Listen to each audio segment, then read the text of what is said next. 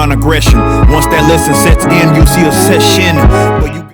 Welcome to 3 Count Commentaries. Tonight we're going to be talking about Vengeance Day, February the 4th, 2023. Okay, so first we're going to do a quick news and notes. It's only one note. And then we're going to review the show. And then I'm going to critique my issues with the show. It's kind of a light critique and maybe even a little unfair, but I feel like it needs to be said. Okay? All right, so WWE apparently will be letting their talent go to select indies. This was announced by Brian Alvarez. Technically, what WWE actually said is that Ivy Nile will be working some dates for Booker T's Reality of Wrestling.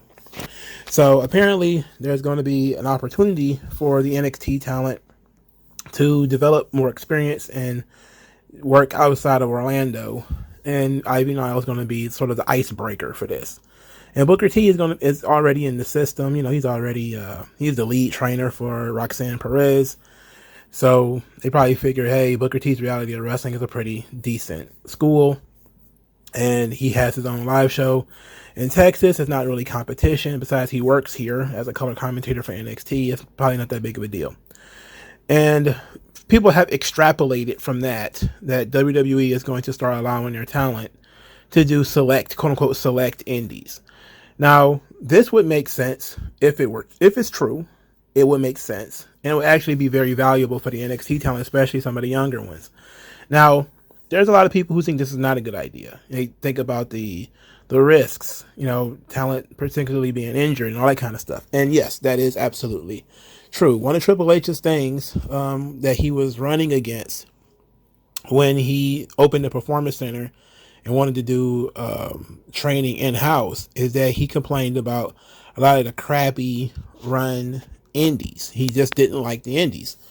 A lot of them were unsafe. For instance, Kelly Klein, who the former Ring of Honor women's champion, when she filed a lawsuit against Ring of Honor, she claimed that Ring of Honor did not have ringside doctors, which may or may not have been true, but it is a fact that sometimes these shows do not have ringside doctors. They also do not have EMS, just in case something goes wrong. They could also be in venues that are not up to code or that are unsafe. They could not care too much about the safety of the performers in terms of not having adequate security. That could be anything, you know, also pay, right?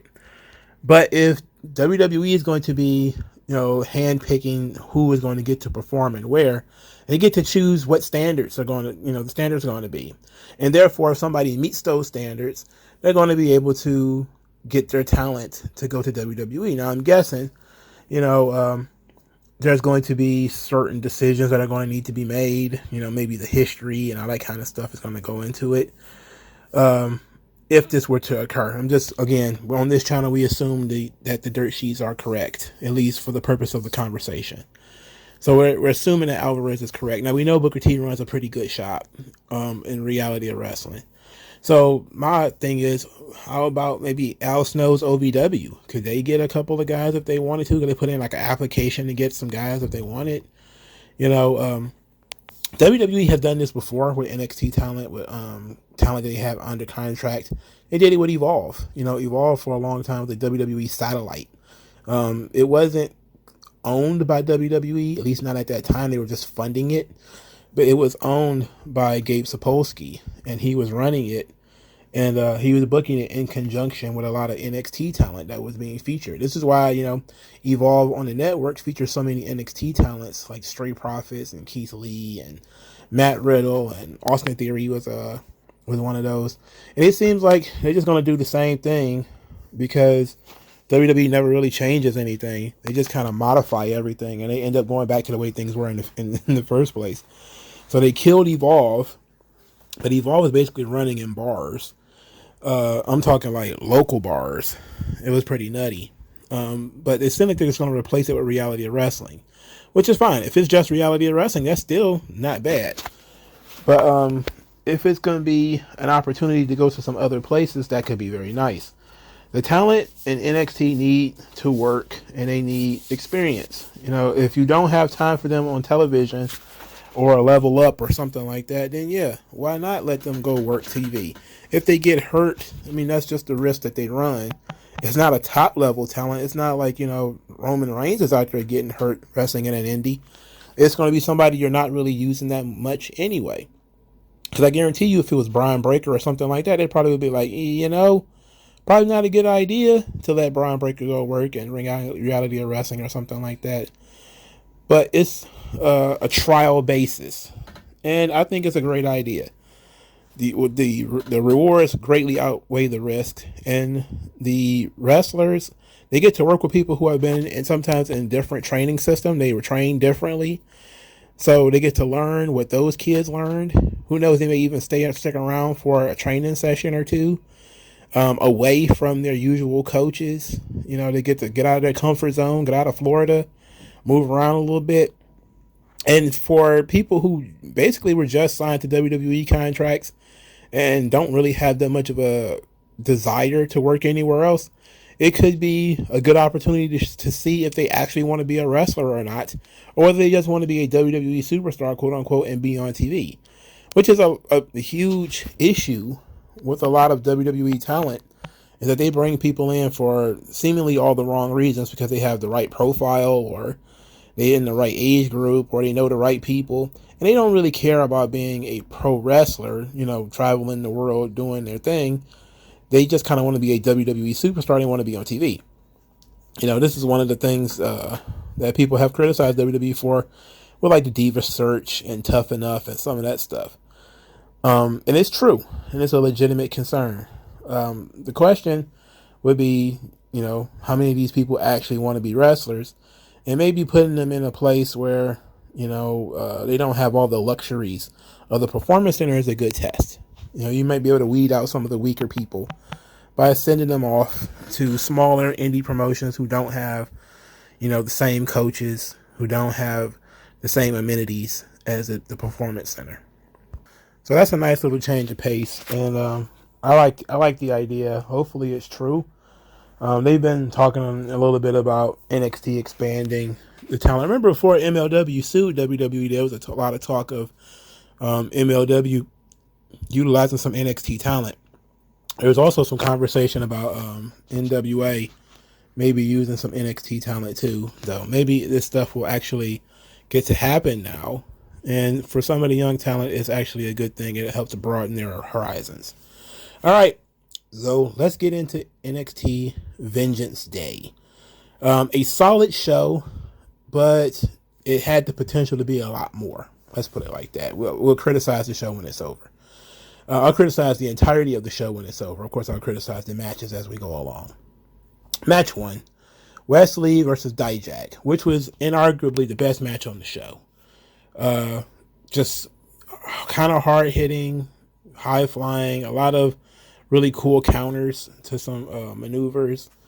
These two, they did okay. Despite the fact that I don't like either one of them, they went out there and had one of, if not the best match on the show. Dijak was willing to put his body on the line. Not only did he break his finger in one of the most gnarly pictures ever seen, but also that top rope hurricanrana that he took, where he damn near landed on his head and almost died. It was all for the business. They told a story similar to the Hook. What was his name? Big Will. What the hell was that guy's name? Whatever. Big Bill. Where Hook was trying to T-bone suplex Big Bill, and they kind of told the story throughout the match that that's what he was going for, and it led to the big moment when he finally did it and got a big pop. They did the same thing here, where it was a German suplex, where Dijak was resisting the German suplex before finally getting caught in it on the third. It was a pretty cool story because they were telling the whole David and Goliath story. So Wesley being able to get him up was kind of impressive. Okay, so the finish sequence led to Tony D'Angelo and Stax jump in the barricade to help, maybe indirectly help Wesley. Wesley takes advantage of the distraction to win the match, and it was something. It was a hell of a match, I can tell you that much. I'm not a big fan of either guy, but they had a hell of a match. Wesley still being the champion is not really good. Again, I have complained over and over again. Well, I think I probably just started complaining about this, actually. I complain about Wesley all the time because he sucks. But I'm just now starting to tell people, hey, you remember the North American title used to be one of the top belts in the company? Now it's just kind of an adornment for a guy, you know? It's just part of his gimmick, I guess. And it's not good. Not good. Don't like Dijak. Don't like Wesley. But thought that their match was actually pretty good. Next was the Women's Tag Team Championship match. KC Squared, Kaden Carter, and Katana Chance lose to Kiana James and Fallon Henley. The match was pretty fast-paced. Kaden Carter and Katana Chance, they're high flyers. They went into this match as the longest reigning tag team champions in WWE history on the women's side. So they've had, their run was longer than any other women's tag team championship run in the company's history, which isn't saying much because those titles are only like 4 or 5 years old. But the wild thing about this match was that it was a surprise finish that didn't get a surprise reaction. It didn't seem like too many people cared about KC Squared. I mean, they were just kind of belt holders. And I think I've said this before. They were just kind of ornaments, you know, in terms of they were around, but they weren't involved in any storylines. And really the only thing that they said was, we're a real tag team and your guys aren't a real tag team. And it was kind of like cringe. Like, so what? You know, they needed to be involved in like a real story. And you would think that Kaden Carter and Katana Chance actually, they were friends with Brooks and Jensen when the Brooks and Jensen first showed up. That didn't factor in, which might have, you know, been a cool story angle to play. Is how, you know, Brooks and Jensen were welcomed to NXT by Kaden Carter and Katana Chance, but you know, I guess, well, the story is not over, apparently, because of the way that they won. They won because Kiana James cheated behind Fallon Henley's back. So Fallon Henley did the old feet under the armpits move, which I actually enjoy. I always thought that was pretty cool. And Kiana James held the feet down, so held the shoulders down. And that's how they managed to win. And it was a surprise to everybody that they won. A legitimate surprise, but considering the team didn't have a lot of heat or a lot of, you know, intrigue going in, it came across as being pretty flat. And plus, I don't think anybody cared that much about KC Squared. I don't think they really cared about them. After the match, Brooks and Jensen are super excited. They're popping bottles and they're very happy for Fallon Henley and Kiana James. And Kiana James wants to give Fallon Henley give Jensen the credit for the team being successful because it was his idea to put them together. And it was nice, you know, it was pretty nice. Interestingly enough, people started posting pictures of both Kiana James and Fallon Henley in AEW right after this. And I didn't know both of them were indie wrestlers. I knew Fallon Henley was. You could tell by her lack of progress at a certain point that she was pretty much indie. But I thought that Kiana James was, you know, somebody that they picked up from an NIL or something like that. But apparently she was an indie wrestler too. So this is fine. You know, I enjoyed this. The surprise finish was okay, but you know, it was clearly a bring them down match from that opening contest. Third match on the show was probably the most disappointing. Apollo Crews defeated by Carmelo Hayes, 2 out of 3 falls, 2 straight falls.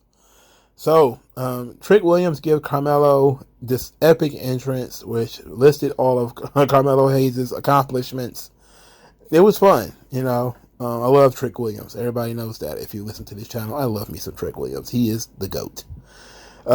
Apollo Crews has another new theme. Another one. Christ, they keep changing this goddamn thing. They can't make up their mind on what they want to do. All right, so Trick Williams wasn't supposed to be there. They had a prelude in one of Apollo Crews' visions that Trick Williams, if he showed up and interfered and made a big deal in this match, you know, somebody is going to handle him and take care of him. So Trick Williams outside the ring is being incredibly funny. He's, showing Carmelo Hayes how to do a chin lock. He's outside the ring praying. He ripped the pad off of the corner at one point, and he ran around and told Carmelo about it, even though Carmelo didn't do anything about it, ended up getting his own back hit into that thing. It was interesting. So Trick Williams gets up on the ring apron. He's got a chair. All of a sudden, Dawa Kato, a.k.a. Babatunde, a.k.a. Commander Aziz, pulls him off. Commander Aziz got no reaction, by the way. Not a single reaction. And then he just kind of scared Trick Williams off. This did nothing, and Apollo Crews got pinned with the flying leg drop of Carmelo Hayes. So 2 straight falls. Apollo Crews' NXT experience has been an absolute waste. It is going nowhere fast. So Carmelo Hayes wins. He trots off with Trick Williams. They're both happy. He's still him. Then Dawa Kato actually helps Apollo Crews to his feet. He's patting him on the back like, oh, good effort, my buddy. Good effort, brother. And then he beat him up. Then he beat up Apollo Crews. And this also got little to no reaction. These two have been apart for over a year. So you can't blame people for not caring about this, because these two have not been seen on the same screen in over a year. Well, let's talk about this, because this was, again, the most disappointing. The match itself, of course, was fine. I think we just kind of had higher expectations for the match than it could have possibly ever achieved.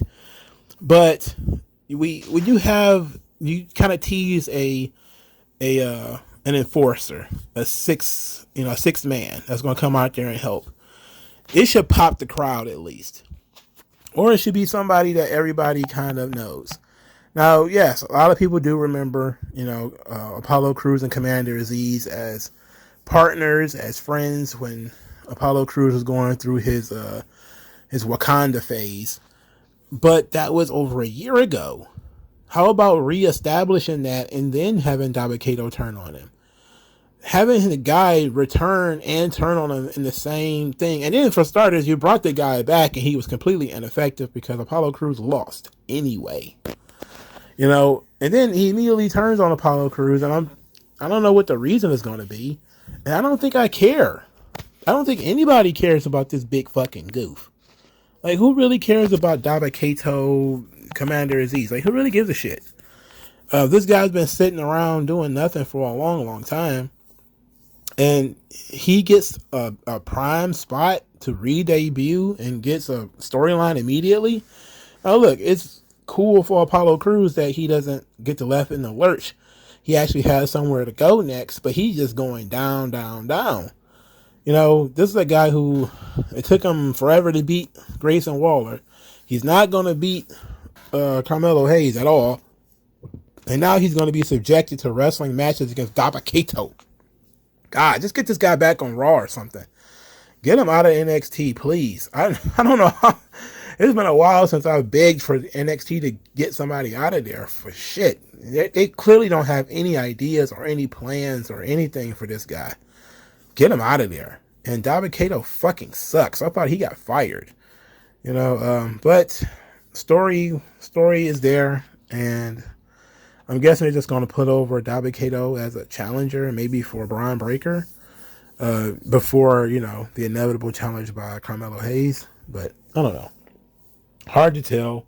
And to be quite honest, I'm very disappointed in that match, and I don't care. Okay, NXT Tag Team Championships. Chase U, Gallus, Pretty Deadly, New Day. Fatal 4-way match. Gallus actually win the match, which was a surprise. Not the surprise that everybody wanted. Everybody wanted Chase U to win because Andre Chase is from North Carolina. But I don't believe that him being from North Carolina is the reason they should have won. I believe that if they were going to take the titles off New Day, they should put it on Chase U, because Chase U is the most over team, especially babyface team, in the match. Sure, you need some formidable heel teams. Gallus is a good option. But who are they going to feud with? That's the question. Who are they going to feud with? It was a fast-paced match, fun match. Gallus put Duke Hudson through the announce desk. A bunch of people did finishers all throughout the match. Pretty Deadly did their finisher on Kofi Kingston on the floor. So there was a lot going on in this match, and Gallus managed to win. To me, it was it was okay. It was a night of okay things. New Day took the pin. Xavier Woods was the one who took the pin, which was very impressive. And I gotta tell you, I give him credit for being the one to take the pin. You would think in the Fatal 4-Way idea that would occur so that somebody else could get beat and New Day wouldn't have to take the loss. But they managed to do it anyway. So kudos to Xavier Woods for putting his ego to the side and doing the job for some younger guys. I don't think that this helps NXT at all, though, because Gallus isn't really over. And people aren't really... I mean, they've been introduced, but they haven't made an impact. Let's put it like that. They haven't made like a major impact. So people are just kind of still shrugging when they're around. Unfortunate. Roxanne Perez, of course, defeats Gigi Dolan and JC Jane to maintain her hold on the NXT Women's Championship. The match, it was what everybody expected it to be. Roxanne Perez is jumped for a few minutes by both members of Toxic Attraction. Eventually, Toxic Attraction starts to annoy one another, with Gigi pulling JC into a basement drop kick or something like that, and then we get out and out hostilities as only one person can win, so they start to chop each other and hit each other. Gigi ends up being the favorite of the fans as Gigi and JC are punching each other. They do the boo yay gimmick, and the yays are for Gigi, despite the fact that she is less talented, if we're being honest. Now, she is hotter. That's absolutely without question. She's hotter. But I think JC has been doing the best out of this stuff. And maybe it's shouldn't look at it and say, why is it that people like Gigi more? I think it's more of a testament to how good JC Jane has been that people choose to not like her in the midst of the two of them being together. There was nothing special about this. Everybody knew that Roxanne was going to win. They could have done this on TV, if we're being honest, and it probably would have had the same reaction, and it all would have been the same. To me, it just didn't feel like a pay-per-view television match. It just didn't feel like it. It's unfortunate. Okay. Main event time. Brian Breaker versus Grayson Waller. Cage match for the NXT Championship. Solid match. Really solid. Brian Breaker is still tremendous athlete, but he's been champion, I think they said, for 10 months, and it's beyond time for him to drop the belt. I figured tonight would be the night, but nope. He defeated Grayson Waller, and I think a lot of the crowd was ready for Grayson Waller. They were chanting things for him, viral moments, and during certain exchanges, people would boo Brian Breaker. I mean, Grayson Waller has just been doing a great job. Like, he came out in the Steiner chainmail, the little headdress Scotty used to wear in WCW and in TNA.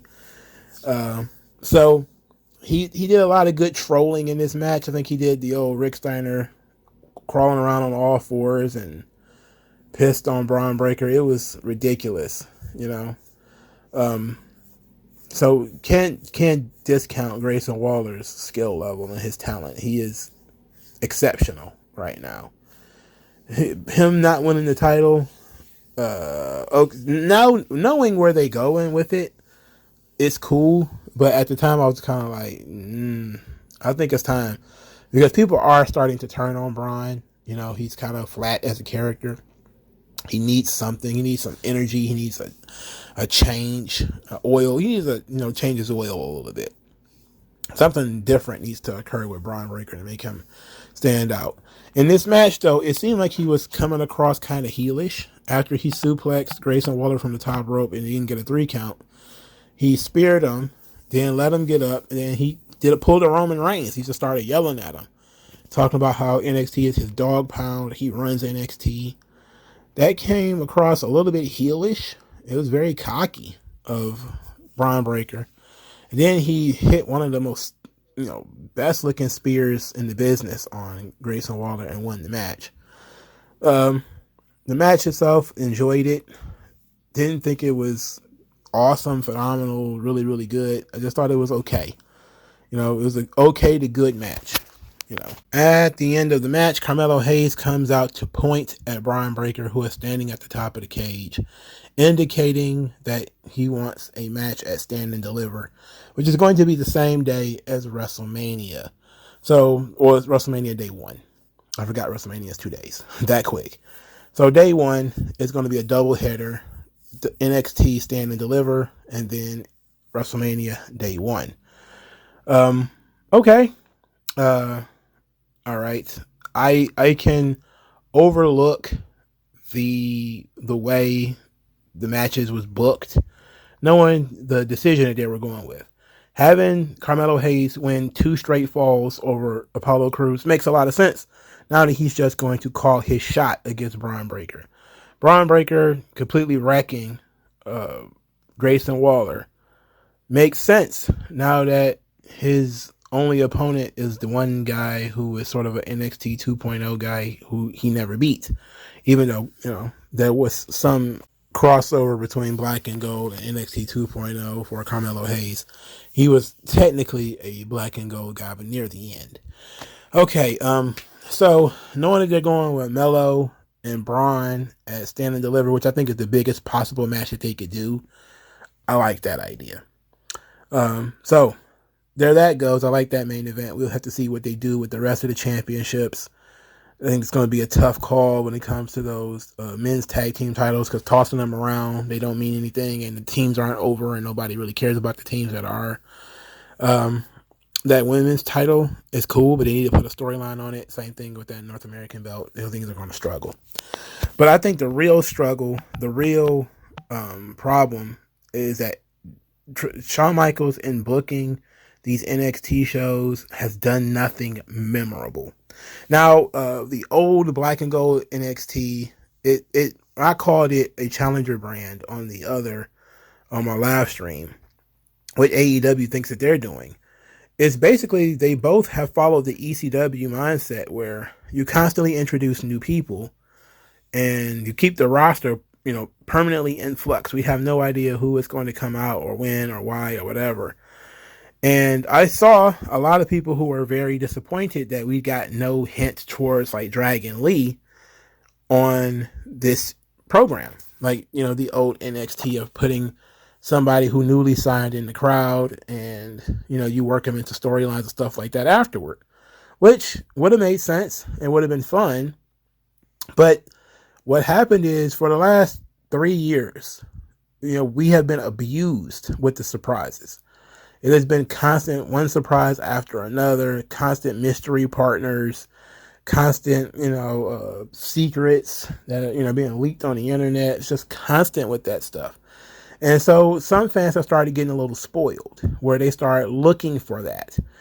And I'm not a spoiled fan in terms of I want you to surprise me right now. But I do think that these shows, do need to have some surprises. If not a big surprise like a free agent signing or a big surprise in terms of a return, but at least an angle that leads people to want to watch the next episode of NXT. If you watch NXT Vengeance Day and at the end wanted to see Carmelo Hayes versus Braun Breaker, that's great, but you probably only wanted to see that because the history between these two guys already. If you've been following the product, that works. But nothing on this show that happened made you want to see an episode of NXT if you didn't watch NXT. And that's a problem. These shows should always have something memorable on them, even if it's a debut, if it's a return, if it's a legitimate surprise title change, an injury spot, something. These shows completely get memory hold, and you forget that these shows even happened because you feel like even though titles changed hands, the titles changed hands to people who aren't really over. So it's not like somebody had their really big crowning moment at NXT Vengeance Day. I think Sean just books a little too conservatively. You know, we know that there's some people who have been signed that we could show backstage, that we could show in the crowd, that could come and square up with Brian Breaker at the end of the show just to get in his face or something, just to leave people with with questions, leave people wanting more. You know, to me, that's been another swing and a miss. I feel like Deadline was another one where they did this big show. This one's even bigger because this one was outside of the Performance Center. It's outside of the regular Capital Wrestling Center or whatever they're calling it. And to me, it was a huge missed opportunity to make this show as memorable as possible. And I know they want to save some stuff for Stand and Deliver, and maybe that's where we're going with it. We're going to hold it until April. But I don't see why we couldn't do something on this show to make this show interesting and make people want to see this show. It felt like a longer, more intricate episode of NXT. And NXT is always a solid show. It's never like fantastic, super good. Oh my God, I can't wait to see it again. You know, most wrestling shows are not that. But it's always a solid in-ring performance from the talent. Storylines that are suitable.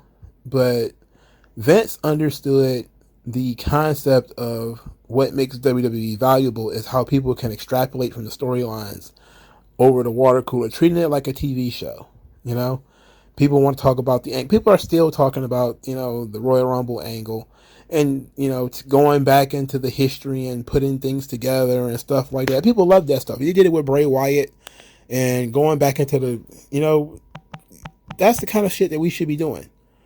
You know, give people reasons to invest not only in the past, but also into the future.